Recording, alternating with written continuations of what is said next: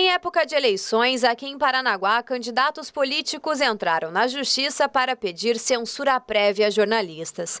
Parece que o medo de que a verdade veio à tona fez com que lembrássemos bem de 1968, onde em pleno regime militar foi decretado o AI-5, que censurava jornais e demais meios de comunicação. Para se ter noção de tamanha perseguição, segundo a Associação Brasileira de Jornalismo Investigativo, antes mesmo desse período eleitoral acabar, já é considerado o ano de maior número de ações de candidatos políticos. Somente nesse ano, em todo o país, já foram identificadas 28 ações de censura prévia, número maior que a última eleição de 2012. E Paranaguá, lugar que tem menos de 100 mil eleitores, aparece em segundo colocado em todo o Brasil. Por conta de notícias impactantes e que revelam esquemas da cidade, o jornalista Oswaldo Eustáquio tem 2 processos. Processo que partiu do candidato a prefeito de Paranaguá, Marcelo Roque. Por 30 anos tentaram calar a verdade aqui na cidade de Paranaguá. E a TVC, por meio de um jornalismo sério, tem trazido verdades, inclusive, que eram secretas à tona. Como no caso dos pescadores, por exemplo, onde muita gente foi para a cadeia. No caso da exploração sexual de menores, onde também muita gente foi para a cadeia. E tantos casos de corrupção que temos denunciado cotidianamente em Paranaguá.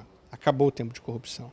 E por isso essas pessoas que estavam enraizadas no poder começaram a gritar, porque elas estão já esvaziando as gavetas.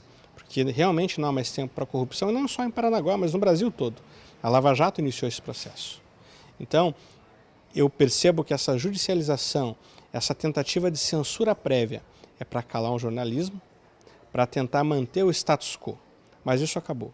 E no meu entendimento, toda essa judicialização que nos colocou em segundo lugar no Brasil inteiro, como jornalistas perseguidos, e, aliás, como vice-presidente do Sindicato de Jornalistas, nós repudiamos todo tipo de censura, e uma censura prévia que nos lembra a época do AI-5, o ato institucional do número 5, que foi feito em 1968, logo depois de um golpe, que foi feito em 64, e onde se tentou calar jornalistas. Me sinto como nessa época.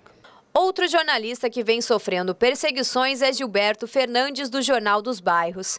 Recentemente, ele publicou matérias revelando alguns esquemas e, adivinha, passou a ser perseguido mesmo apresentando provas daquilo que escreveu. O jornalista ainda notou um carro cercando sua casa nos últimos dias. É praticamente impossível numa cidade como a nossa, que se acostumou a ter mandatários, uma cidade coronelista.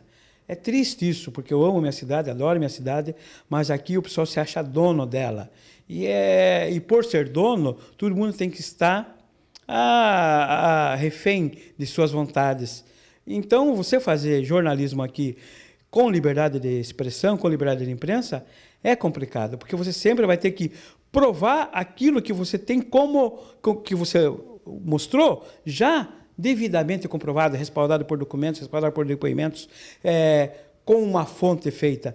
Mesmo assim, você vai ter que lutar para prevalecer aquela verdade. Em nossas conversas, Gilberto ainda lembrou o ano de 2000, onde sofreu 2 atropelamentos por conta de matérias que publicou. Eu faço muito jornalismo investigativo. Eu descobri que estava se exportando 5 mil toneladas de soja queimada para o exterior. E aí eu descobri quem era o operador, eu descobri quem era a controladora de qualidade, eu descobri quem estava vendendo, descobri tudo isso e denunciei. Na época, no segmento internacional que estava fazendo isso. Aí, por conta da denúncia que eu fiz na época no jornal Folha de Paranaguá, eu sofri 2 atropelamentos. Dessa vez não foi só para intimidar mesmo, porque podiam ter me matado e não mataram. 2 atropelamentos. Carro com placa internacional, aqui em Paranaguá não é difícil de se deduzir quem seja, né? Então, esse tipo de atitude é recorrente, sabe? É recorrente em relação ao nosso jornalismo. Em nota, o Sindicato de Jornalistas do Paraná deixou claro mais uma vez que, abre aspas, é contra todas as formas de censura à livre expressão e à imprensa e que não poderia ser diferente com relação aos pedidos de candidatos em eleições, os quais tentam impedir que os veículos publiquem matérias sobre eles e campanha eleitoral, os chamados pedidos de censura prévia.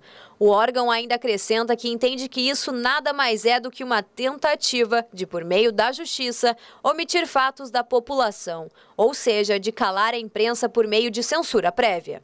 Já Thiago Mali, coordenador do projeto Ctrl+X da Abrage, vê com muita preocupação as ações judiciais pedindo retirada de informações do ar, especialmente os casos de censura prévia, que já quase dobraram em relação às eleições passadas. É um grande risco à liberdade de expressão.